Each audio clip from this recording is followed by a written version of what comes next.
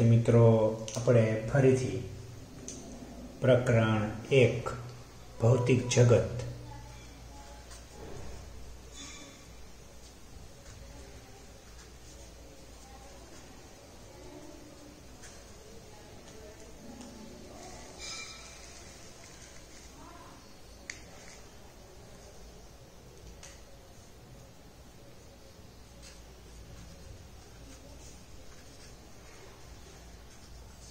નો અભ્યાસ કરીશું। હવે ભૌતિક જગતના અભ્યાસની અંદર આપણે બે મૂળભૂત બળ વિશે અભ્યાસ કર્યો હતો। હવે આપણે પહેલા બે મૂળભૂત બળનો અભ્યાસ કર્યો હતો। પહેલું આપણે ગુરુત્વાકર્ષણ બળ ભણ્યા હતા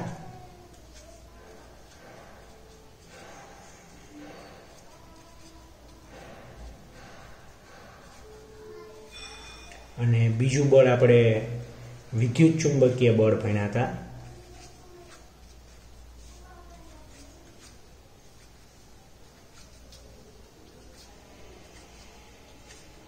आ बे बळ विषे आपणे अभ्यास पूरो करी चूक्या छीए। हवे आपणे त्रीजा नंबरनुं बळ विषे अत्यारे अभ्यास करीशुं। प्रबळ न्यूक्लियर बळ।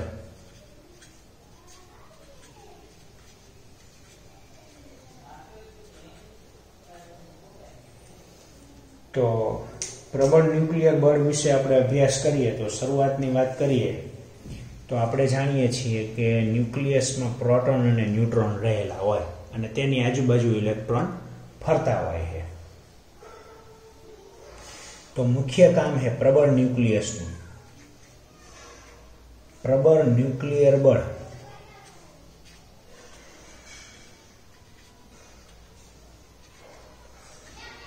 प्रोटॉन ने न्यूट्रॉन ने न्यूक्लियस में जकड़ी राखे छे।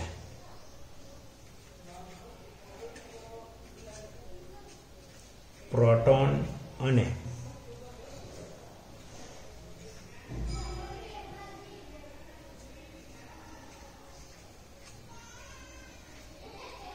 न्यूट्रॉन ने न्यूक्लियस में जकड़ी राखवानुं काम करे छे।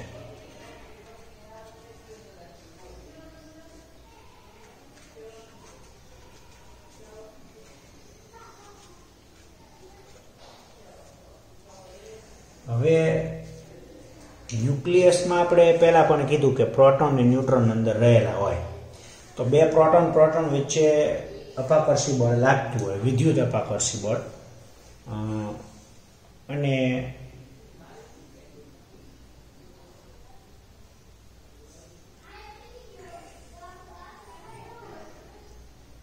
સામાન્ય રીતે प्रोटॉन वच्चे लागता न्यूक्लियस में जे प्रोटॉन रहेला है प्रोटॉन वच्चे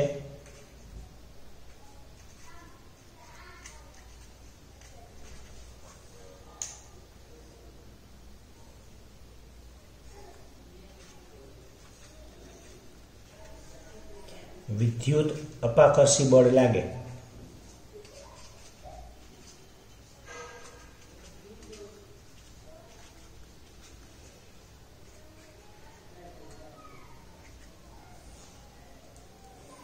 तो न्यूक्लियस अस्थायी बनी जाए।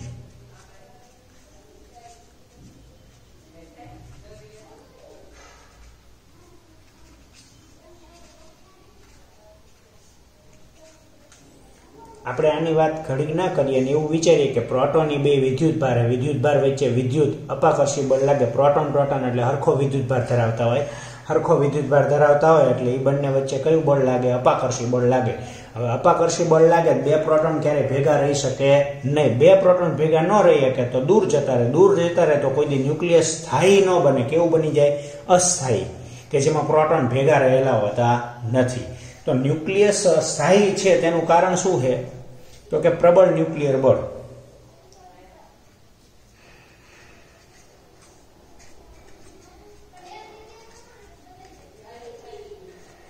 न्यूक्लियस स्थायी होवानुं कारण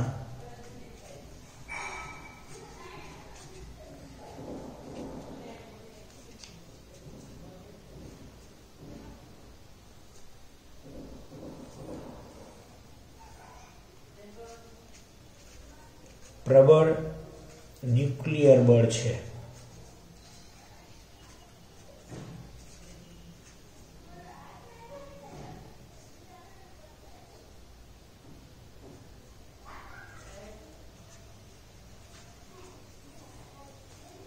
આ બળ, પ્રબળ ન્યુક્લિયર બળ એ વિદ્યુત અપાકર્ષી બળ કરતા વધુ હોય.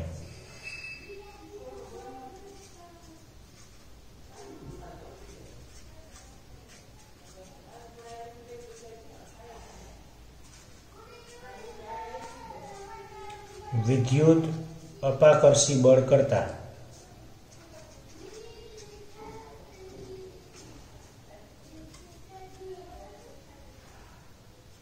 પ્રબળ હોય.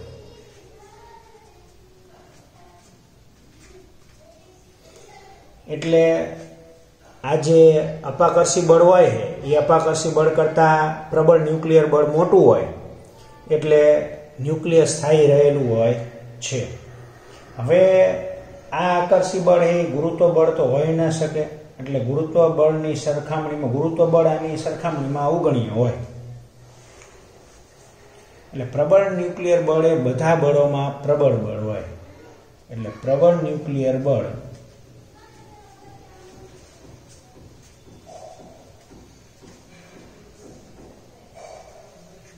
બધા જ મૂળભૂત બળોમાં સૌથી પ્રબળ હોય.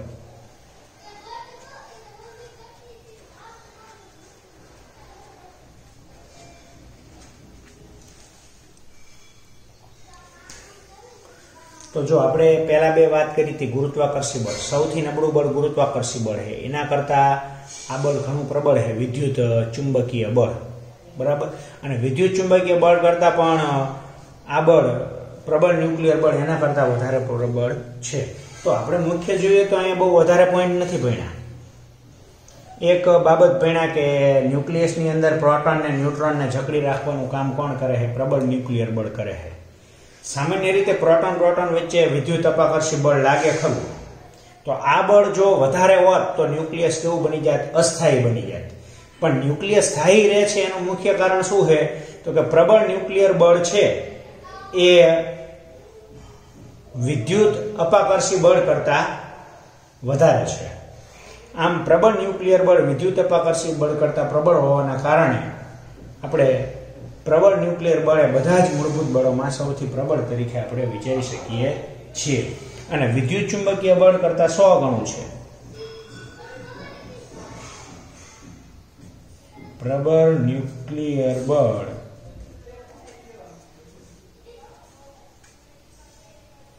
વિદ્યુત ચુંબકીય બળ કરતા અગાઉ આપણે ભણી ગયા છીએ વિદ્યુત ચુંબકીય બળ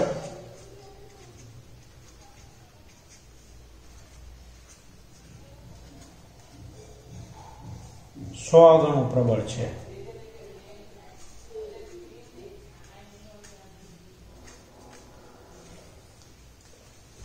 બીજું કે આ પ્રબળ ન્યુક્લિયર બળ છે એ વિદ્યુત ભાર પર આધારિત નથી. પ્રબળ ન્યુક્લિયર બળ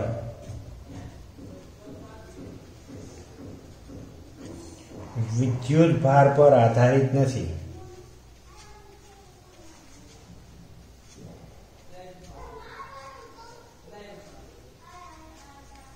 કેમ એના પર આધારિત નથી? તો કે જો એ પ્રોટોન વચ્ચે લાગે છે, ન્યુટ્રોન વચ્ચે લાગે. પ્રોટોન ને વિદ્યુત ભાર હોય પણ ન્યુટ્રોન ને વિદ્યુત ભાર હોતો નથી. આ ઉપરાંત આપણે એવું પણ કહી શકીએ કે બે પ્રોટોન વચ્ચે, પ્રોટોન વચ્ચે, ન્યુટ્રોન વચ્ચે કે પ્રોટોન ન્યુટ્રોન વચ્ચે સમાનપણે લાગે છે.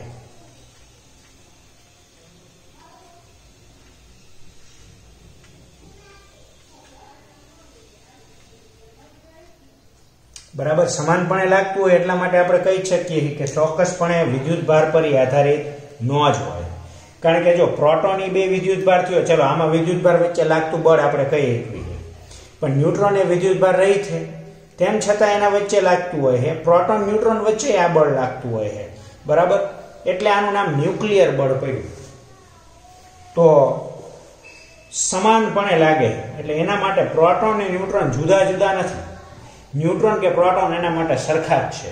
એટલે ન્યુક્લિયોનનું સહિયારું બળ આને આપણે કહી શકીએ. બીજી વાત એ કે પ્રોટોન અને ન્યુટ્રોનને આપણે ન્યુક્લિયોન તરીકે પણ ઓળખીએ. પ્રોટોન અને ન્યુટ્રોનને ન્યુક્લિયોન પણ કહેવાય.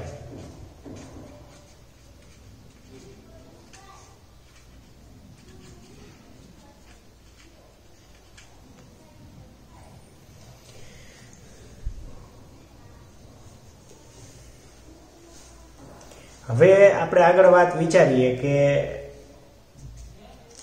આટલા પોઈન્ટ આપણે જોયા.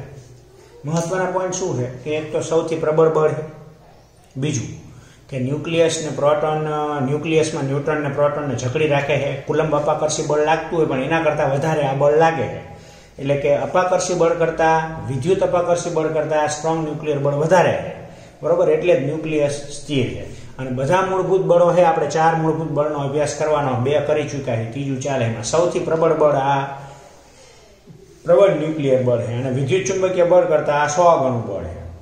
બીજું કે વિદ્યુત ભાર ઉપર આધારિત નથી, કારણ કે 2 પ્રોટોન વચ્ચે લાગે, 2 ન્યુટ્રોન વચ્ચે લાગે. ન્યુટ્રોન તો કોઈ વિદ્યુત ભાર ધરાવતો નથી, તો તેમની વચ્ચે લાગતું બળ હોવાથી એ વિદ્યુત ભાર પર આધારિત બળ કહી શકાય નહીં. બીજું સમાનપણે લાગે છે. એટલે આપણે અહીંયા પ્રોટોન ને ન્યુટ્રોન એવા અલગ નામ ના આપતા પ્રોટોન અને ન્યુટ્રોન ન્યુક્લિયોન તરીકે પણ આપણે નામ આપી શકીએ છીએ.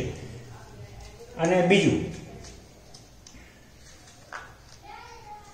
ઇલેક્ટ્રોન આ બળ અનુભવતા નથી, તો આપણે કહી શકીએ કે ઇલેક્ટ્રોન આ બળ અનુભવી શકતા નથી.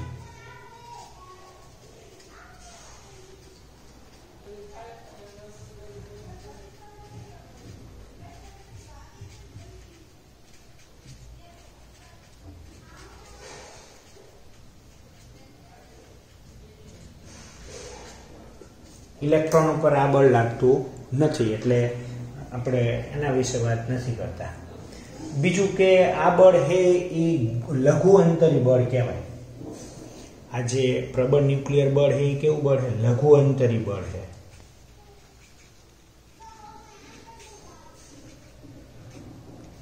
એટલે સૂક્ષ્મ અંતર પૂરતું લાગે. લઘુ અંતરી એટલે અંદાજિત 10⁻15 મીટર જેટલું અંતર સુધી. એટલે ન્યુક્લિયસનું જેટલું પરિમાણ છે ને, એટલે ન્યુક્લિયસ પૂરતું સીમિત છે. ન્યુક્લિયસની બહાર આ બળ લાગતું નથી, એટલે ન્યુક્લિયસ તો બહુ નાની એવી સૂક્ષ્મ વસ્તુ છે. એટલે આ બળને આપણે લઘુ અંતરી બળ કહી શકીએ. તો બીજો એક વધારાનો પોઈન્ટ છે કે પ્રોટોન અને ન્યુટ્રોન એ ક્વાર્ક નામના ઘટકોના બનેલા છે. કે પ્રોટોન અને જે ન્યુટ્રોન આપણે કહીએ એ સામાન્ય રીતે ક્વાર્ક નામના કણોના બનેલા છે. એ આપણે વધારાના પોઈન્ટ તરીકે આપણે અહીંયા લખી શકીએ કે પ્રોટોન અને ન્યુટ્રોન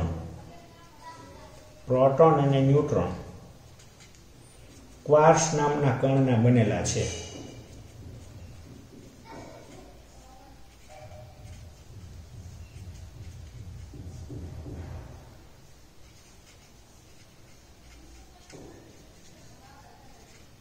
એટલે કહેવાની વાત શું થઈ? ક્વાર્ક્સ એ સામાન્ય અતિ સૂક્ષ્મ કણ છે કે 3 ક્વાર્ક્સથી પ્રોટોન બને છે, 3 ક્વાર્ક્સથી ન્યુટ્રોન બને છે. એટલે ક્વાર્ક નાનામાં નાનું બંધારણ, એમાંથી પ્રોટોન ને ન્યુટ્રોન બને. પ્રોટોન ન્યુટ્રોન ભેગા થાય એટલે ન્યુક્લિયસ બને છે. ન્યુક્લિયસની આસપાસ ઇલેક્ટ્રોન ફરે એટલે પરમાણુ બને છે. પરમાણુ ભેગા થાય એટલે અણુ બને છે. અણુમાંથી કોઈ પદાર્થ બને. પદાર્થ ભેગો થાય એટલે સંયોજન બને છે. તો આમ પાયામાં કયા કણ રહેલા? ક્વાર્ક્સ, જેનો અભ્યાસ આપણે 12 સાયન્સમાં કરવાનો છે, કે જેમાંથી પ્રોટોન ને ન્યુટ્રોન બનતા હોય છે. બરાબર, એટલે ક્વાર્ક્સ સૂક્ષ્મથી સૂક્ષ્મ કણ થયો કે જેનાથી પ્રોટોન ને ન્યુટ્રોન બનેલા છે. તો આપણે અહીંયા પ્રબળ ન્યુક્લિયર બળની વાત કરી. મહત્વના પોઈન્ટ તરફ આપણે ફરી એકવાર જોઈએ કે આનું મુખ્ય કામ શું છે કે ન્યુક્લિયસમાં પ્રોટોન ને ન્યુટ્રોનને જકડી રાખવાનું કાર્ય પ્રબળ ન્યુક્લિયર બળ કરશે. બીજું કે ન્યુક્લિયસને સ્થાયી રાખવાનું કામ કોણ કરશે? તો કે પ્રબળ ન્યુક્લિયર બળ કરશે. કુલંબ અપાકર્ષી બળ લાગશે, પણ તેમ છતાં એના કરતાં આ બળ વધુ હોય એટલે એની અસર અવગણી દેવામાં આવશે. પછી સૌથી પ્રબળ બળ છે, આપણે 4 બળનો અભ્યાસ કરવાનો. એમાં સૌથી પ્રબળ બળ છે આ સ્ટ્રોંગ ન્યુક્લિયર બળ અથવા પ્રબળ ન્યુક્લિયર બળ. બીજું કે પ્રબળ ન્યુક્લિયર બળ એ વિદ્યુત બળ જે આપણે અગાઉ બીજા નંબરનું ભણ્યા હતા એના કરતાં 100 ગણું હોય છે. બીજું, વિદ્યુત ભાર ઉપર આ બળ આધારિત નથી, કારણ કે એ પ્રોટોન ઉપર લાગે છે એ તો હાલો સમજીએ વિદ્યુત ભાર છે એમાં, પણ ન્યુટ્રોન ઉપર લાગે છે તો ન્યુટ્રોનને ક્યાંય વિદ્યુત ભાર હોતો નથી. અને પ્રોટોન ન્યુટ્રોન વચ્ચે બધા વચ્ચે સમાનપણે લાગે છે. એટલે આપણા માટે પ્રબળ ન્યુક્લિયર બળ માટે પ્રોટોન અને ન્યુટ્રોન બે હરખી વસ્તુ જ છે. અને હરખી વસ્તુનું નામ શું આપ્યું અહીંયા આપણે? ન્યુક્લિયોન નામ આપ્યું. બીજું કે ઇલેક્ટ્રોન આ બળને અનુભવતા નથી. તો આમ આપણે પ્રબળ ન્યુક્લિયર બળ વિશેનો અભ્યાસ એ પૂરો કર્યો. ત્યારબાદ હવે આપણે ચોથા નંબરનું બળ,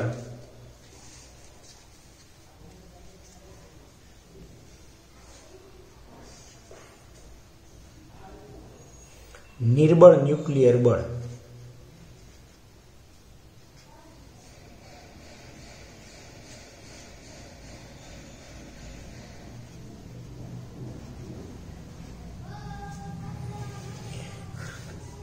તો પ્રબળ ન્યુક્લિયર બળ એ ન્યુક્લિયસમાં રહેલા પ્રોટોન ને ન્યુટ્રોનને જકડી રાખે છે, બરોબર. બીજું કે લઘુ અંતરી બળ હતું. આ બધી બાબતો આપણે કીધી. સૌથી પ્રબળ બળ હતું, વિદ્યુત ચુંબકીય બળ કરતાં 100 ગણું હતું. બીજું કે આપણે વધારાનો પોઈન્ટ એમાં કીધું હતો કે ઇલેક્ટ્રોન આ બળ અનુભવતા નથી. પછી સમાનપણે લાગે, પ્રોટોન હોય તો બે એના વચ્ચે ત્યાં, અને ન્યુટ્રોન. હવે આપણે નવા બળની વાત કરશું, નિર્બળ ન્યુક્લિયર બળ, એટલે વીક ન્યુક્લિયર બળ પણ આને કહેવામાં આવે છે. વીક ન્યુક્લિયર બળ.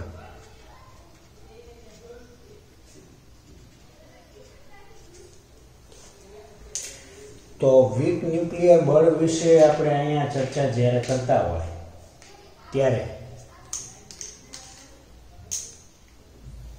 પહેલો જ પોઈન્ટ, વીક ન્યુક્લિયર બળ એ માત્ર નિશ્ચિત ન્યુક્લિયર પ્રક્રિયાઓમાં જ લાગતું હોય, બધી જગ્યાએ બધી પ્રક્રિયાઓમાં ન લાગે. એટલે કે નિર્બળ ન્યુક્લિયર બળ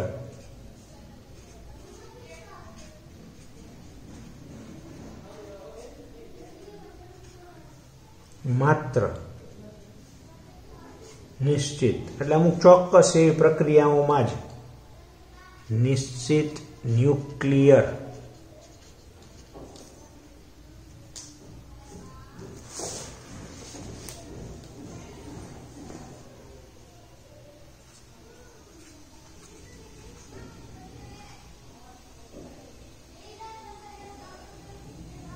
જોવા મળે છે.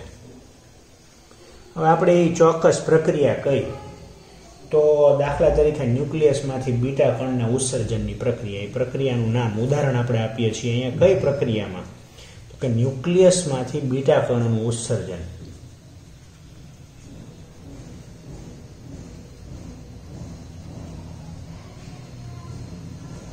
બીટા કણ આપણે નામ સાંભળેલું છે, આલ્ફા બીટા ગામા, બરાબર. ન્યુક્લિયસમાંથી જ્યારે બીટા કણનું ઉત્સર્જન થાય ત્યારે આ નિર્બળ ન્યુક્લિયર બળ લાગતું હોય છે. તો હવે આપણે બીટા કણની વાત કરીએ, એટલે બીટા કણ એટલે એક પ્રકારનો ઇલેક્ટ્રોન. પહેલા એ વસ્તુ આપણે સમજવી જરૂરી છે કે બીટા કણ છે એ એક પ્રકારનો ઇલેક્ટ્રોન છે. જો બીટાના બે પ્રકાર,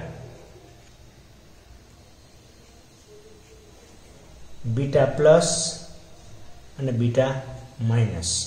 બીટા પ્લસ ને આપણે પ્રોઝિટ્રોન કહેવીએ, પ્રોઝિટ્રોન, અને બીટા માઇનસ ને ઇલેક્ટ્રોન કહેવાય. એટલે બીટા કણની આપણે વાત કરીએ છીએ. બીટાને પ્રોઝિટ્રોન એટલે પોઝિટિવ ઇલેક્ટ્રોન, અને બીટા માઇનસ એટલે ઇલેક્ટ્રોન.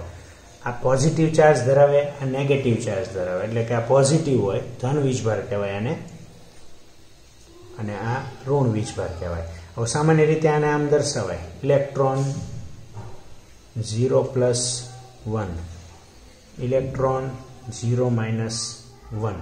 એને દર્શાવવાની રીત છે, બરાબર. હવે દાખલા તરીકે આપણે કોઈ પ્રક્રિયા લખીએ, આપણે જાણીએ છીએ કે પ્રક્રિયાઓથી આપણે અમુક પ્રક્રિયાઓથી પરિચિત હોય, અમુકથી ના પણ હોય. દાખલા તરીકે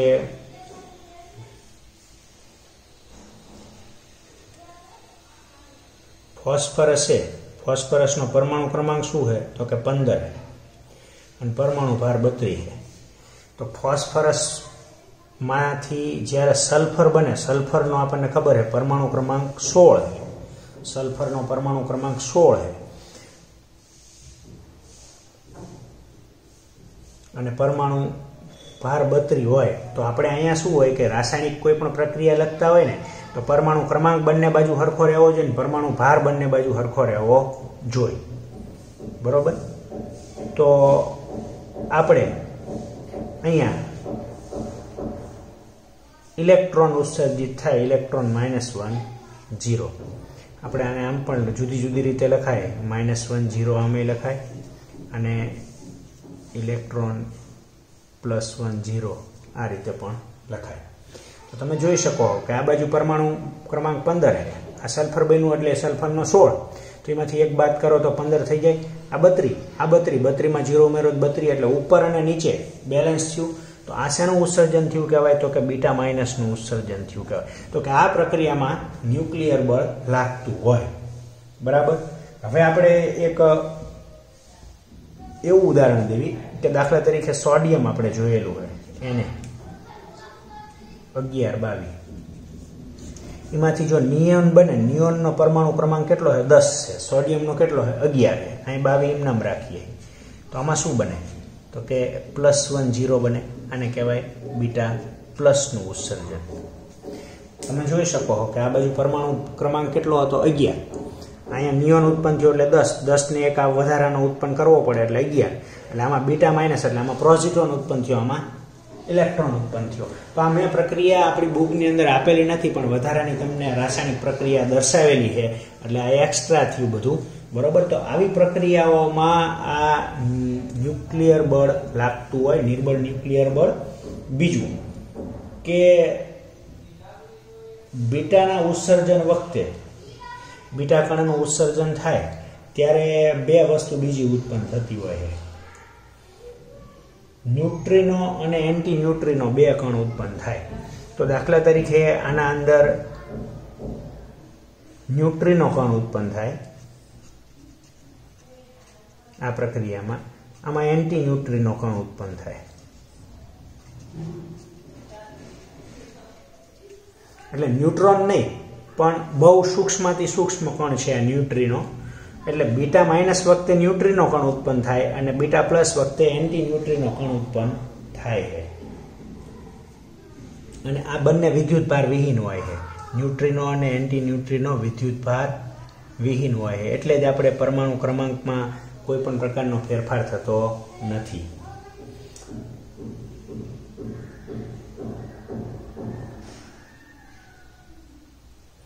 હવે આની આપણે વાત કરીએ તો નિર્બળ ન્યુક્લિયર બળ એ ગુરુત્વાકર્ષણ બળ કરતા પ્રબળ છે. નિર્બળ ન્યુક્લિયર બળ ગુરુત્વાકર્ષણ બળ કરતા પ્રબળ છે.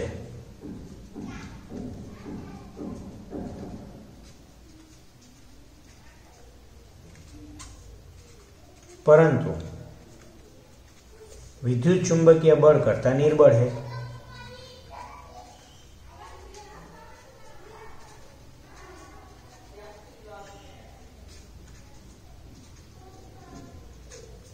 એટલે કહેવાની વાત શું થઈ કે નિર્બળ ન્યુક્લિયર બળ સૌથી પ્રબળ કયું છે? આ પ્રબળ ન્યુક્લિયર બળ. પછી કયો નંબર આવે? વિદ્યુત ચુંબકીય બળ. પછી કયો આવે? નિર્બળ ન્યુક્લિયર બળ. અને ચોથા નંબરે આવે ગુરુત્વાકર્ષી બળ. તો આ રીતની બાબત અહીંયા બળ વિશેની હોય છે. હવે બીજી વસ્તુ, આ પણ લઘુ અંતરી બળ છે.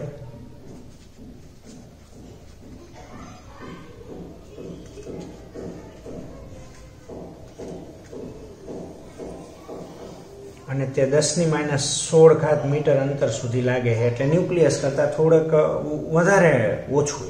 10⁻15 મીટર સુધી હતું ને 10⁻16 મીટર સુધી હોય છે. તો આમ આપણે નિર્બળ ન્યુક્લિયર બળ વિશેનો અભ્યાસ હતો એ અહીંયા પૂરો કર્યો છે. બરોબર. ફરીથી વાત આપણે કરીએ તો કે નિર્બળ ન્યુક્લિયર બળ અમુક ચોક્કસ એવી પ્રક્રિયાઓમાં જ લાગે. દાખલા તરીકે મેં બે પ્રક્રિયા બતાવી, એક બીટા પ્લસ ઉત્સર્જનની, એક બીટા માઇનસની. બીટા એટલે કે એક પ્રકારનો ઇલેક્ટ્રોન, બીટા માઇનસ, અને બીટા પ્લસ એટલે પોઝિટ્રોન. તો ફોસ્ફરસમાંથી જ્યારે સલ્ફર બને છે ત્યારે પરમાણુ ક્રમાંકનો 1નો વધારો થાય એટલે બેલેન્સ કરવા માટે -1 કરવું પડે તો બીટા માઇનસનું ઉત્પન્ન થાય. અને સોડિયમમાંથી જ્યારે નિયોન બને ત્યારે એકનો શું થયો, ઘટાડો થયો તો +1 કરવું પડે, ત્યારે બીટા પ્લસ વખતે એન્ટી ન્યુટ્રિનો ઉત્પન્ન થાય અને બીટા માઇનસ વખતે ન્યુટ્રોન નામનો કણ ઉત્પન્ન થાય. બીજો કે આપણે એની સરખામણી કરીએ, આ બળ લઘુઅંતરી બળ 2, એક પ્રબળ ન્યુક્લિયર બળ અને નિર્બળ ન્યુક્લિયર બળ, એ બંને બળ લઘુઅંતરી છે, જ્યારે ગુરુત્વાકર્ષી બળ અને વિદ્યુત ચુંબકીય બળ એ ગુરુઅંતરી બળ છે. બરાબર. બીજું, હવે સૌથી પ્રબળ આપણને ખબર છે કે પહેલા નંબર ઉપર સૌથી પ્રબળ કયું છે, તો કે પ્રબળ ન્યુક્લિયર બળ. બીજા નંબર ઉપર વિદ્યુત ચુંબકીય બળ આવે. ત્રીજા નંબર ઉપર નિર્બળ ન્યુક્લિયર બળ આવે. અને ચોથા નંબર ઉપર ગુરુત્વાકર્ષણ બળ. એટલે સૌથી નબળું બળ કયું? ગુરુત્વાકર્ષણ બળ. સૌથી પ્રબળ બળ કયું? એટલે આપણે ક્રમશઃ ગોઠવવા હોય ચારે ચાર બળોને, બરોબર, તો આપણે ગોઠવી એકવી કે દાખલા તરીકે સૌથી પહેલા નંબરમાં પ્રબળમાં કોણ આવે, તો કે પ્રબળ ન્યુક્લિયર બળ આવે. આ બળ સૌથી મોટું બળ છે.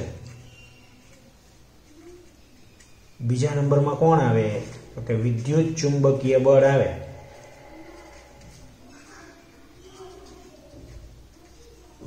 ત્રીજા નંબરની અંદર તો કે નિર્બળ ન્યુક્લિયર બળ આવશે.